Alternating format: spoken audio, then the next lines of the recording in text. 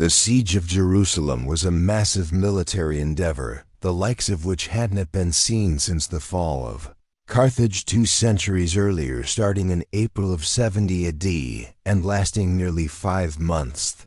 Battle would be a brutal no-holds-barred brawl fought over every inch of the city. At stake was the success of the Great Revolt in Judea and the survival of the Jewish people. Roman involvement in Judea first began in 63 BC, when Pompey the Great was drawn into a Jewish civil war and eventually seized Jerusalem. However, the region saw much turbulence during the final years of the Republic and was taken over by the Parthians before legions returned to install the puppet King Herod. Eventually, a series of procurators oversaw Judea, but these largely lacked the competency or military power to impose order. Roman authority was highly dependent on local elites who themselves often lacked the confidence or respect of the Jewish people. On top of this, the population of Judea was divided across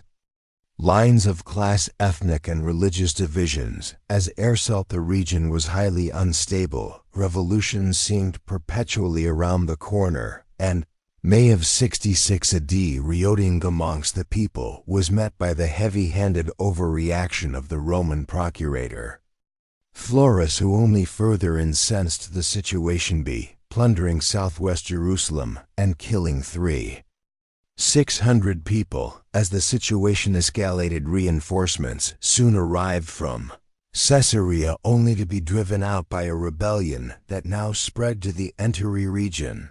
Jerusalem was taken by Jewish rebels, while Roman strongholds were limited in Judea and Perea. Roman efforts to combat the uprising were led by Vespasian and his son Titus, under orders from the Emperor Nero. The campaign season of 67 at Savas, Vespasian advances out from Antioch and focuses efforts on subduing Galilee. Field battles were virtually unheard of given the huge advantage the Romans held, and most of the fighting was concentrated around fortifications. This resulted in particularly brutal treatment of any populations which did not submit. Rome often acted particularly strict to make a point during the 68 AD offensive in Judea. For instance, cities downstream of the Roman army learned of their approach not by messengers, but by the arrival of bodies floating down the Jordan River. The campaign ground to a halt with the news of Nero's death. The anarchy that followed was known as the Year of 4 Emperors and included a bid for power by the station on July 1 SD 69 AD. By the summer of 70 AD, he had come out the victor and set sail for Rome to claim his prize. Titus was left in command of the Judean campaign with instructions to put an end to the Jewish uprising. This, of course, meant the long-delayed assault on Jerusalem. Hometo, the rebel leaders and the heart of the resistance. Titus began the Jerusalem camping in the spring of 70 AD. His army of 4 legions was assembled in Alexandria and marched north to Caesarea. Along the shoreline supporting his force were 23 cohorts of auxiliary infantry, 8 alae of cavalry, and numerous attachments of local troops provided by the region's client rulers. Historical records seem to claim that this force numbered around 60 men. These estimates imply that corps legionary troops made up around 35% of the army, the auxiliary troops about 32%, and the remaining local forces about 33%. Such a high proportion of local troops does raise some doubts in the accuracy of our sources. However, we may speculate that local rulers were eager to donate men to the war effort in a political bid to secure Rome's goodwill amidst a blade revolt. The Roman commanders themselves may also have been eager to have additional troops at their side, while the local forces were surely not as reliable as the crack legionaries. They could take on many responsibilities of the army and thus free up the elite troops to do what they did best. This would be especially important in the Upcoming siege of a city as large and well fortified as Jerusalem, the Roman forces approached Jerusalem in separate marching columns due to the security and supply constraints of the Judean hill country. Titus, led of the 12th and 15th legions by the most direct road, while the 5th Macedon Acha approached via Emos, and the 10th Fort Ensis approached via Jericho on April 23rd. The lead units of the 12th and 15th legions arrived on the hills to the north of the city that night. The 5th Macedon Acha arrived, and by morning the rest of the army entered the battlefield. Before them lay the great city with leaning temples and stout battlements. The city of Jerusalem is surrounded on three sides by steep ravines. To the east lies the Kidron Valley, to the west the Gihon Valley, and sweeping around the south is a Hinnom Valley. A series of hills surround the area, including Thetham, Mount of Olives. To the east, ancient Jerusalem itself was built atop several key topographic features. City incorporated two spurs of land with the Terrapin Valley in between atop the eastern spurs to the Temple Mount and the Antonio Fortress. The heights of the western spur were occupied by the elites who had built the upper city during the Ashmolean and Herodian periods. In the middle of these two areas sprawled the more ancient and crowded lower city, which held most of the population. Both upper and lower cities were enclosed by a wall, which was anchored on the flank by the massive fortifications on the Temple Mount. Inevitably, the population outgrew its bounds, and the second city was developed north of the first wall. This exposed position was soon surrounded by a second wall, which ran from the Antonia in the east to the Gedolf Gate in the west. By the 1st century AD, yet another suburb had sprung up to the north, known as the New City. Once again, expansion necessitated fortification, and in 41 Herod Agrippa commissioned the construction of the third wall. This was an ambitious project, with massive stone blocks meant to enclose a large area. It seems that the scale of the defensive works raised some suspicion amongst the Rome, who forced their client king to abandon the project before its completion. Over the course of the Jewish Revolt, however, the people of Jerusalem managed to put the finishing touches on their third layer of battlements. By the time the legions arrived outside Jerusalem, the walls had been raised an additional 9 meters in a series of square towers were built projecting outwards. The combination of tough terrain and stout walls made for a formidable 3-layered defensive network. Additionally, the maze of narrow streets between the fortifications could be easily blockaded, while numerous underground water and sewage passages meant that defenders could emerge from any direction for a surprise attack on intruders bunkered within this massively fortified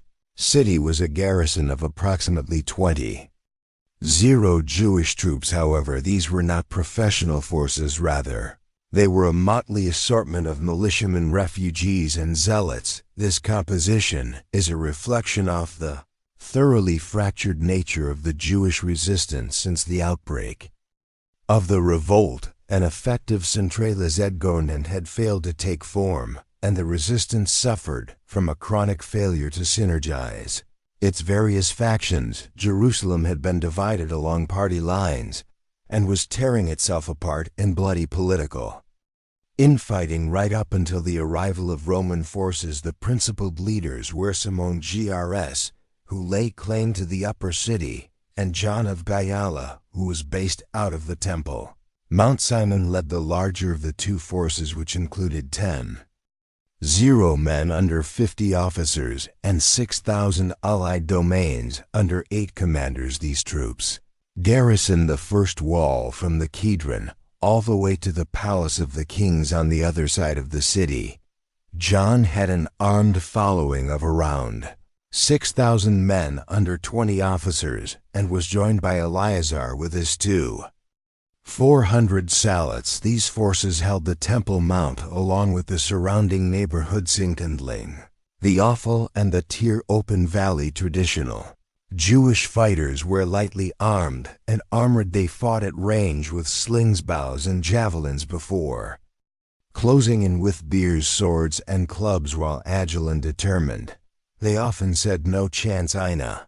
Straight-up engagement against Roman forces, especially heavy cavalry. However, the Jews in Jerusalem were much better prepared than was typical. They had been amassing equipment from Jewish workshops, Herodian armories, arms dealers, deserters, and defeated enemies. A substantial amount of gear had been gathered from the defeated Romans at Beth Haram, including an array of artillery pieces. In addition, the confused mess of siege warfare would negate many of the advantages a Roman force would enjoy in a field battlelessly. It must be said that the morale of the defenders was strengthened by the inevitable survival instincts that took hold when a city resolved to fight or die. While considering the armies is important, we would do well to remember that sieges are battles of attrition. As such, it is necessary to ask about the food and water supplies. Fresh water, at least, was not of immediate concern owing to the presence of numerous cisterns around the city, as well as several massive pools which trapped terrain water. Food, on the other hand, was in short supply during the infighting that pressed at the siege. Many of the grain stores had been raided or destroyed by opposing parties. In addition, the already huge population of Jerusalem had swelled to dangerous levels in recent weeks with the arrival of pilgrims celebrating Passover. The non-combatant populace far outnumber the armed offenders and imposed severe limitations on the length supplies could last once the Romans closed in on Jerusalem. The countdown began. The Roman army had undergone a long march to reach Jerusalem. Titus recognized that his men were exhausted and ordered that they construct preliminary camps out of range of the city. The 12th and 15th legions, who had arrived from the northeast, began to set up a kilometer away atop Mount Scopus, with another camp planned for the 5th Macedon, Aka 550 meters further back. As the legions moved into place, Titus rode ahead to personally survey the defenses. On the morning of April 23rd, he set off with 600 horsemen following the road that led to the main gate of the third wall. However, the terrain was uneven and cluttered with gardens, olive groves, hedges, fences, walls, and stone structures which had been knocked down by the defenders. In other words, he walked into a maze of obstacles. All of a sudden, Jewish forces burst out of the gate and swarmed the Roman column, cutting it in half. Cavalry men in the rear bolted out into the open country they had come from. Meanwhile, Titus and his escorts were left behind. The general had neglected to wear his helmet or breastplate for the expedition, but nonetheless drew his sword and led a charge to break out. According to Josephus, he, quote, diverted those perpetually with this sword that came on his side, overturned many of those that directly met him, and made his horse ride over those that were overthrown. And Pope, the encounter was a close call, but ultimately the Romans were able to cut their way through, though they lost several men and left many injured. Titus was likely shaken by the event and eager to get the siege underway. He ordered the 10th Fretensis to move even closer and began constructing entrenchments atop the Mount of Olives. However, the Jews were emboldened by their near success and decided to follow up with a massive assault. Sorties poured out of the eastern and southern gateways, their sights set on the working legionaries. Fighters streamed across the Kidron Valley and descended upon the half-built camp of the 10th Fretensis. The Romans were caught completely off guard. Jewish troops started cutting down their disorganized opponents, while more men rushed out from the city to complete the route. Titus attacked the flank with his bodyguard, which was enough to force the mob back down the ravine. The 10th Fretensis resumed work only to come under a second assault from Jews who had been steadily bringing in more and more men. This ferocious attack overwhelmed the Roman force on the low ground. Many of the soldiers fled for the heights while Titus and a band of troops attempted to hold the linning soon after the legionaries regrouped and countercharged down the hill, driving the Jews back once more. And the ensuing lull, the camp fortifications were finally completed. This secured Theramon Ford position, but left everyone with a reminder that the strength of the Jewish defense had been dangerously underused. In response, Titus now took precautions against further counterattacks. He posted cavalry divisions to deflect attacks and ordered that the ground between Theramon camps and the walls be cleared of all obstructions. This meant cutting down trees, flattening hedges, filling in ditches, and destroying rock projections. This had the dual purpose of removing any cover for Jewish sorties as well as preparing the ground for siege works. The Roman army had effectively rolled up its sleeves. It was time to get to work.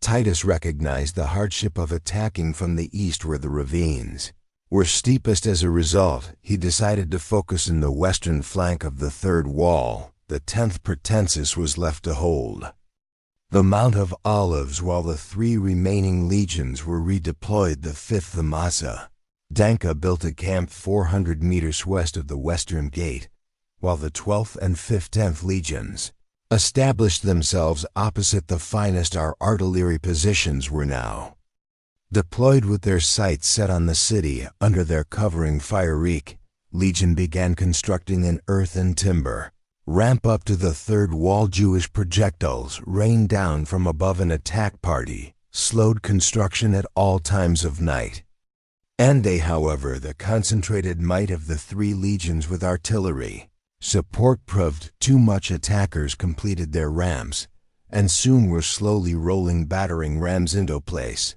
The thudding of the rams signaled progress for the Romans, but also served as a rallying cry for the defenders. Militia units from around Thessaly swarmed the place to pelt the crews and their guards with missiles from above, while raiding parties attacked Thengines on foot from posture and doors.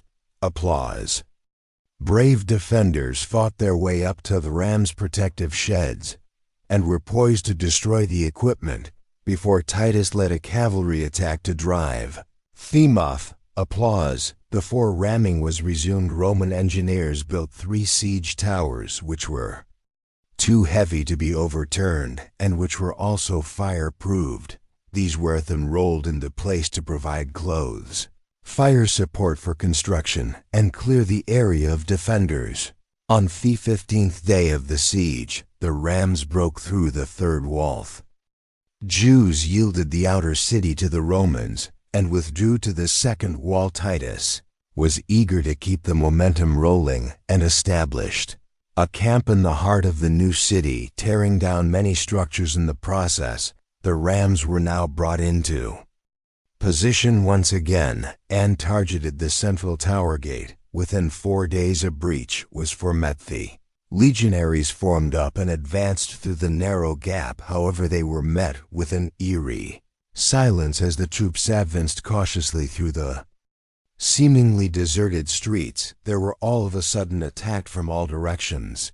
The trap was now sprung, and Jews began unleashing varieties of missiles into the dense infantry clusters. At the same time, hit-and-run parties attacked any exposed troops but strayed too far from the main body. In shock, the Romans attempted to retreat back through the breach, but found that it was so narrow that only a few men could get through at a time. This choke point was a prime target for the bowmen and slingers off the defenders. Roman archer units were brought up to provide covering fire and eased up enough pressure to allow for withdrawal. At the same time, however, the Jewish force was mobilized to surge ahead. As the Roman tide receded, they rushed back onto the walls, unloading continual barrage to the attackers.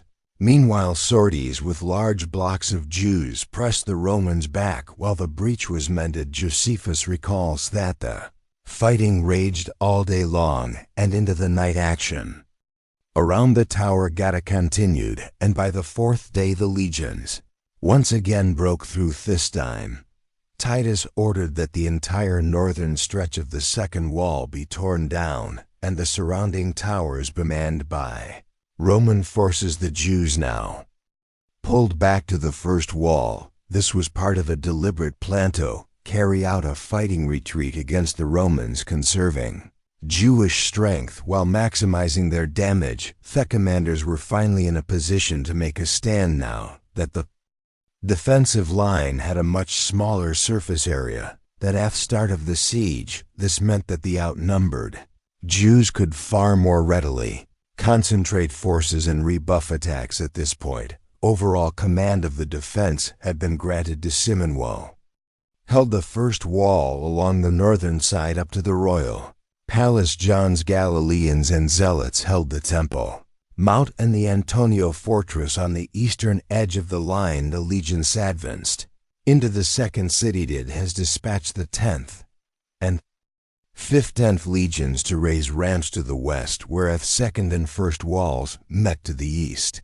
He had the 5th and 12th Legion start construction against the Antonio fortress. They did so under incessant sorties and missile attacks. Historians tell us that the Jewish forces at this point would have been able to bring to bear 300 bolt throwers and 40 stone throwers from the rebel armory. This firepower was considerable and must have forced the Romans to build their own protective countermeasures. On the 29th of May, after 17 days of intense labor and non-stop harassment, the Romans completed their attack paths up to the eastern and western flanks, battering ram siege towers, and numerous cohorts were brought up for an all-out assault. However, unbeknownst to the Romans, the Jewish forces had been hard at work themselves. They had secretly conducted sapping operations with a tunnel traveling under the first wall right up to the siege ramps against the Antonio. The excavations were supported by pit props which the Jews set alight. As the fire took its course, the ground gave way in a huge chasm, opened up, engulfing their ramps and their siege engines. Fires, which were temporarily smothered, erupted once more as the bitumen ignited and burned what remained of the equipment. The Romans had once again fatally underestimated the defenders and were reaping the consequences. To the west, Simon sally out at night to attack the siege works in his sector of the battlefield. Brave rebels beat back resistance and fought their way to the ramps, setting their sheds alive. Fires alarmed legionaries who saw their hard work going up in smoke and rushed in to try and pull the rams out of harm's way. They were met by Jewish reinforcements streaming out from posture and gates, and a pitched battlesuit, a deadly tug of war, followed over the rams, with the rebels finale managing to complete their destruction. The demoralized Romans pulled back, sensing an opportunity. The Jewish forces swarmed out of the city in pursuit, driving the legions all the way back to their camp. The retreat was stabilized when once again Titus rode to the rescue with his cavalry. Fierce fighting ensued, but the rebels were finally pushed back to the first wall. The Roman siege lines were in shambles. Virtually all of their rams and ramps were smoldering ruin, burning, and the morale of the legions must have been in a similar state. It was approaching the hottest part of the year. Now water was running low and building material was becoming increasingly hard to come by. Nonetheless, Titus launched an ambitious plan to restore the spirit and security of the men.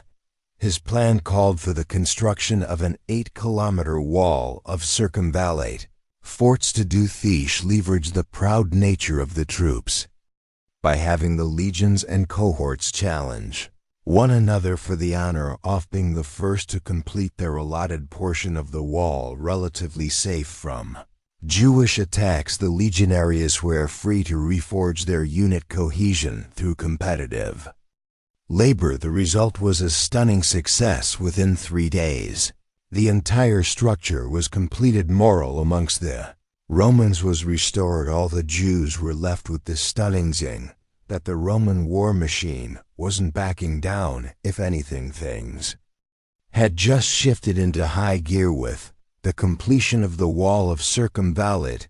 The noose around Jerusalem was finally pulled tight. Previously, citizens had been able to slip out at night to collect supplies from the countryside, but now this proved impossible. Any rebels caught outside the walls were crucified, as a terrifying example of Rome's wrath, while even those who defected willingly were often gutted by troops who believed their stomachs would be filled with precious items ingested for concealment inside. The food situation rapidly deteriorated. The defenders were reduced to eating pets and boiling hay. Disturbing reports also mentioned instances of infantile cannibalism taking place. Now in the 13th week of the siege, Titus ordered all forces to concentrate their assault on the Antonia fortress. The full-scale assault began with the mobilization of archers and artillery to suppress the walls, while 2 battering rams moved into position and men armed with crowbars took aim at the foundation blocks of the towers. Despite great efforts made the first day, the Romans were forced to withdraw for the night without making any noticeable gains, unbeknownst to both sides. However, the heavy activity in the area took a toll on the structural stability of the fortress, the mine which had previously brought down the Roman siege rams had also undermined the Antonio. A heavy rain combined with the pressure of the men and the machinery at work provided the straw that broke the camel's back. In the dead of night, the northern wall of the fortress collapsed. At first light, the Romans positioned themselves for a direct assault through the breach once again. However, the Jews were one step ahead and had already constructed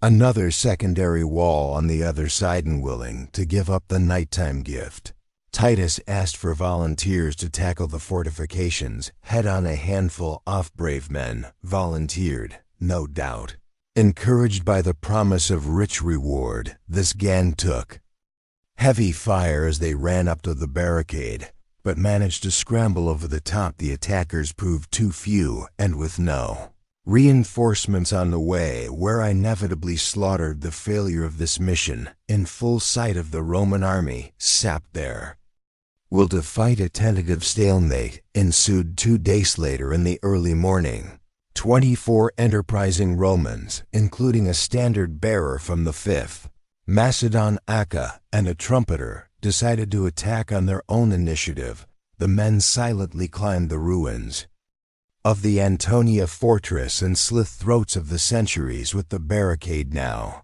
secured. The trumpeter sounded a signal. This blast within few walls threw the Jews into a panic as they jolted awake from their sleep, imagining that the entire Roman army was upon them. They fled to the Temple Mount. Meanwhile, the Roman command was equally confused, but knew something had to be done. Titus, along with his officers, collected picket men from the units and immediately sent them towards the sound-off the trumpet. When the Jews realized that the Romans were not hot on their heels, cooler heads prevailed, and they rallied. Militias streamed at the courtyard as it soon became apparent that the real Roman forces would now certainly be on their way.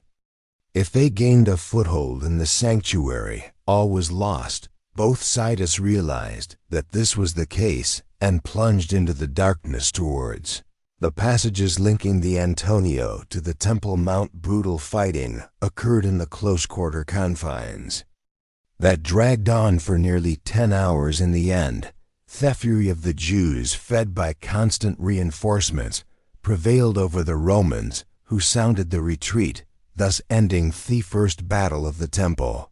Titus ordered the men to raise the Antonio on his side of the battle lines, and within a week was ready to renew the attack. 200 legionaries picked from 30 of the best troops from each century were mustered at night on July 17th. These men silently shuffled towards the ruins of the Antonio for a surprise attack. Jewish sentries, however, picked up on the advance and sounded the alarm. In some areas, Roman forces were able to cut their way past the previous week's high water mark. However, in the obscurity of the night, chaos reigned. This was made even worse by the fact that the rebels had equipped themselves with capturedremen gear to the point that many legionaries and Jewish units ended up bumping into and fighting friendly forces. The combat was so confused that it proved virtually impossible to capitalize on any gains. Either side, mad when the sun eventually began to rise, some degree of order was finally restored. Josephus reports that both sides now separated and drew up into ragged battle lines at the edges of the sanctuaries. Northern edge missiles began to fly, and a savage pitched battle developed. Titus attempted to orchestrate an organized attack, but the tight confines again rendered this futile. By midday, it became apparent that no gains would be made, and the Second Battle of the Temple was called off. Clearly, it would be impossible to punch a hole through the Jewish bottleneck. Titus thus resolved to broaden the scale of the attack in the peak of the summer heat. He ordered 4 more ramps to be built against the northwestern corner off Temple Mount. In response, the Jews massed their missiles at the walls and sent forth continuous waves of skirmishers and sorties to harass the work crews. Nonetheless, the legion steadily made progress, with the works nearing completion.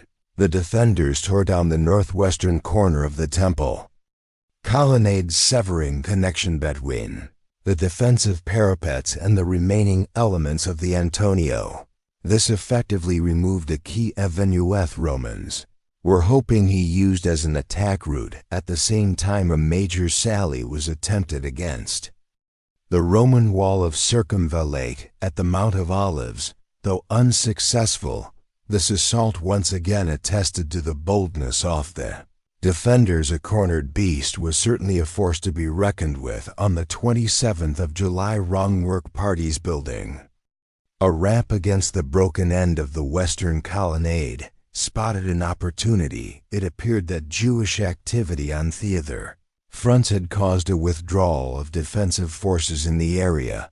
The legions rushed forward with ladders for an immediate assault by escalade. Hundreds of troops now swarmed onto the undefended walls, with many more following behind them. However, the Jewish retreat had been a trap in the previous days. They had secretly filled the rafters with dry wood and bitumen, which they now set alight. The entire sector of the wall burst into flames, with the Roman assault troops caught in the inferno. This occurred inside of both armies and provided a tremendous morale boost to the defenders. The Romans proved wary of another escalade assault and instead tried to breach the walls with rams and picks. For days, they worked around the clock and relays to undermine the defensive fortifications. They did so under a continuous bombardment of missiles and harassment. Eventually, several huge blocks were pried loose, but thick construction of the Temple Mount defied all attempts at destruction. Titus must have been unimaginably frustrated, desperate for results. He ordered another storming of the walls. Results were predictably bloody. Roman troops climbing the ladders, where dangerously exposed, many found themselves toppled, and their attempts to scale the walls, while others finally managed to reach the top under continual artillery and archer covering fire, only to be left isolated. Those that did make it up were vastly outnumbered, and slaughtered Roman centurions resorted to throwing legionary eagles onto the walls in a bid to motivate the proud soldiers to retrieve them. However, even this desperate measure proved fruitless and only resulted in the death of even more bullheaded attackers. The increasingly costly assault was abandoned rather than abandon all hope. Titus made preparations for yet another attack on the temple in the beginning of August. The objective would be to finally push through the bottleneck at the Antonio and move out onto the open spaces of the courtyard. Where the legions would gain the necessary space to fight effectively, archers and artillery were massed in and around the ruins of the Antonio. These began to target the defender is holding out at the north end of the temple complex. On Sethi had cleared Roman troops, burnt out and tore down the entire northern colonnade. This would allow the attackers to deploy along the entire width of the plaza, while at the same time stripping away a crucial Jewish defensive position. While the northern battlements were now destroyed, sight lines were opened up onto the other flanking battlement positions. The defenders stationed here found themselves dangerously exposed and were forced to pull back. The Jewish line of defense was reformed and now cut across the center of the Temple Mount, with the temple itself serving as a central bastion. It is around this time that the gravest of ill omens took place. This spiritual crisis involved the daily sacrifice of lamb to Yahweh. Like clockwork, the priests had upheld the holy rite of time. It omits the bloodshed and starvation of the siege. But on the 5th of August, the last of the sacrificial lambs ran out. Now at the height of the siege, with the Romans advancing, the Jews lost their connection to God. The stage was now set for a fight over the very heart of Jerusalem. The Temple Mount, the left end of the ragged Jewish line, was stationed the western gate, with access to the upper city. The right flank was anchored on the opposite side of the colonnade. At Solomon's portico, the center of the line ran through the temple and its inner court. The Romans held the north, the Jews that south. Both sides were prepared for a fateful duel within the enormous gladiatorial arena that was the Temple Mount complex. In the center of the battlefield was the linchpin of the Jewish defenses, the inner temple. Just like the Temple Mount, the temple was surrounded by a wall with wide fighting platforms atop a series of perimeter colonnades. The eastern half of the compound was known as a court of women. This was then connected to the eastern half by another wall, and the Corinthian gate on the other side lay the court of the Israelites, and beyond that the court of the priests at the very end by the Holy of Holies, a 45-meter tall white marble edifice adorned with enormous golden gates and topped by golden points. This was said to be the very house of God, and which only the high priests entered on the Day of Atonement. In fact, the entire inner temple was normally off limits to all but a select few. Extraordinary circumstances, however, call for extraordinary measures, and the holy spaces today were packed with defenders despite being exhausted and on the verge of starvation. The Jews attacked at dawn on August 9th. Troops burst out of the eastern gate and rushed the Roman lines and forced the surprised legions reeled from the punch, but managed to hold their ground once more. Titus had his cavalry mount up and charged across the open ground. The small group of horses crescendo the Jewish mob, sending shockwaves through the mass of men. However, the attack failed to dissuade the rebels, and a third battle of the temple began. This engagement was characterized by a confused series of attacks and counterattacks along the eastern end of the sanctuary. Jewish defenders offered supporting fire from atop the nearby temple rooftops, while their Roman counterparts did the same from their own rear lines. Fighting raged on for several hours before subsiding into an uneasy stalemate. The following day, August 10th, the Jews again launched an attack on the Romans, holding the outer court, initiating the fourth battle of the temple. The engagement was similarly hard fought, but the crush of a Roman counterattack managed to drive the defenders right up to the temple walls itself. Here Jews atop the walls dislodged stones and threw down an assortment of projectiles onto the Romans. However, in a close press below, a pair of legionaries were seized. By impulse, one grabbed a piece of flaming debris while the other hoisted him up against the north side of the temple from This elevation he lobbed the burning timber through a low golden door into the sanctuary chambers. In the simmer, heat the highly flammable timbers and textiles to clay. Thick black smoke billowed into the air as fire spread rapidly to the stunned amazement of both sides. The fire rapidly spiraled out, off control, threatening to consume the countless sacred texts and treasures within the temple. The Jews were left paralyzed between choosing to fight the flames or the Romans the legion seized on the initiative and plunged forward without orders. They battered down the eastern gates and penetrated the inner court of the temple. In this moment, at the climax of a grueling 3-month siege, the attackers gave way to their beasts' shield nature. Soldiers broke free from their officers, controlled only by a toxic psychological state of repressed rage and frustration. Pity was the first casualty, soon followed by a butchery of all those who did not flee the hellscape, the young, the old, the helpless. All were put to the sword.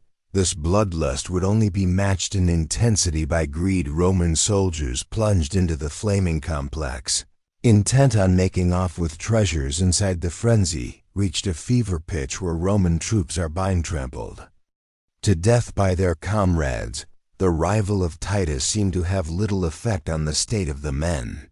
This was often a natural occurrence in the final stages of a siege, when even the ablest of commanders could do nothing to restrain the wild passions of soldiers. Eventually, the delirium subsided when the temple was picked clean. Both men in flames. Chants of "Imperator, Imperator, Imperator" greeted Titus as he ordered the sacrifice of an ox, a sheep, and a pig at the eastern gate of the temple. With this move, he consummated the domination of the Roman gods over that of the Jews.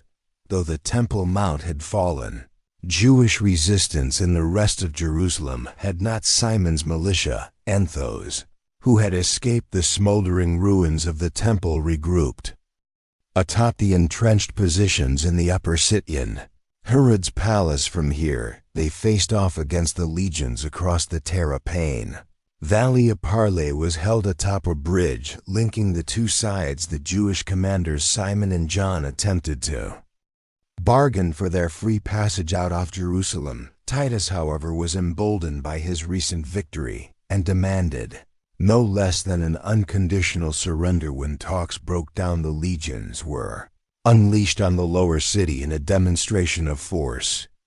For 2 days they hacked their way through tight alleys and rooftops, cutting down rebels and non-combatants. Lake fires were also set to clear on any survivors from the lower districts.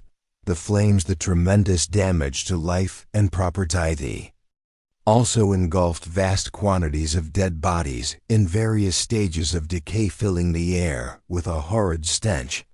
All that remained now was the last stronghold of Herod's palace. This fortress was dominated by strong walls and a ring of towers ranging from 25 to 40 meters tall. In addition, the buildings off the upper city blocked a clear line of approach, while numerous underground passages could allow the Jews to carry out effective sorties against incoming siege works. The Romans had faced significant trouble against similar defenses already, and were not eager to try it once more. Instead, the attackers opted to mount their assault from the west, flanking from outside the walls of Jerusalem. All 4 legions now massed in the Hinnom Valley and began construction of a final set of seat ramps. Allied and auxiliary troops within Jerusalem also set to work in their own platforms against the upper city, located the fire duct, the gymnasium, and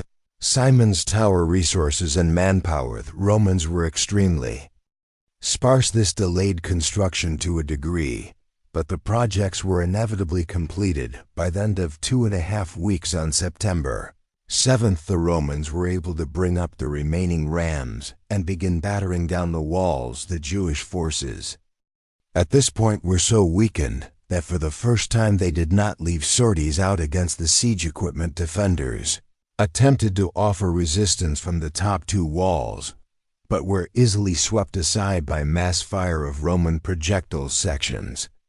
Of the western wall began to crumble. Legionaries punched their way through the breaches against the defensive force that was quickly to see. Narrating, it seems that the reality of a final defeat swept in with the Roman troops and captured the battlements. More quickly than any sort could the high towers of the Hippocas of Fossil and Miriam were abandoned, as survivors either gave in to the inevitable or went to ground. The Jewish leaders, along with groups of dedicated fighters, ran in all directions, desperately seeking to find a way through the Roman lines. Many were caught by Roman street patrols, while others resorted to crawling through sewers or even attempted to tunnel their way out of the city. In the end, both Simon and John were captured alive. They, along with 700 other young men, would be sent to Rome. Tob put on full display for the eventual triumph of Titus. All remaining males of age of 17 and above were shackled and sentenced to death, either in the mines of Egypt or in the gladiatorial arenas around the empire. The women and children were taken to the slave markets. All told, we have no accurate figures for how many lives were extinguished or enslaved as a result of the sacking of Jerusalem. Josephus would have us believe that over 1 million were killed, while Tacitus offers a more plausible 600,000. These numbers both seem wildly inflated, but may be an indication of the carnage that took place when Titus resolved on destroying the highly populated city filled with refugees and pilgrims. We have only to look at the modern sieges like Stalingrad to imagine the horror shock befell the numerous non-combatants trapped within the walls back in Rome. And Pervis Vespasian was busy preparing the stage for the honorable return of his son. The victory at Jerusalem warranted a triumph. It would be used as a centerpiece for the legitimization of Flavian dynasty. When the time came, Titus would parade down the streets of Rome atop a chariot at the head of a procession glorifying the conquests in the east. Soldiers and captives marched down the streets in full regalia, alongside floats depicting dramatic scenes from the campaign. Vast amounts of treasure were also on display, including the great 7-branch menorah. The crowning moment of the festivitious involved a flame and ritual strangulation of Simon Joris, who had served as the overall commander of the Jewish forces during the siege. While the revolt may have been symbolically crushed, Jewish resistance would burn on until the final ruin and suppression of Masada in 73 AD, though this would bring about the conclusion of the First Jewish Revolt. There would be several more to follow, each with increasing levels of devastation.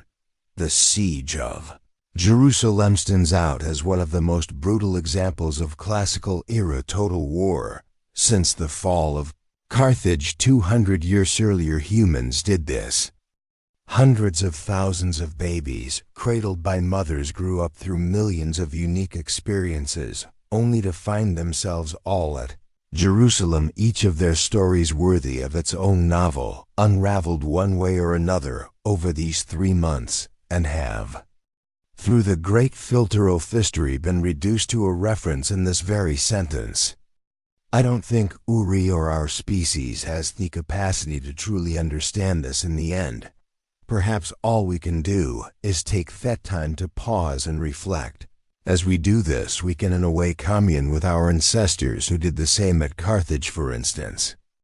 It is said that Skippy, O'Milly Aina's weeping Lee, looked over the flames which engulfed the city, imagining that one day such flames would be seen over Rome itself at Jerusalem. We can imagine that Titus was also seized by similar thoughts today. I am sure we can also bow our heads humbly and reflect upon the destruction we reap across the world, which may one day return to our own homes.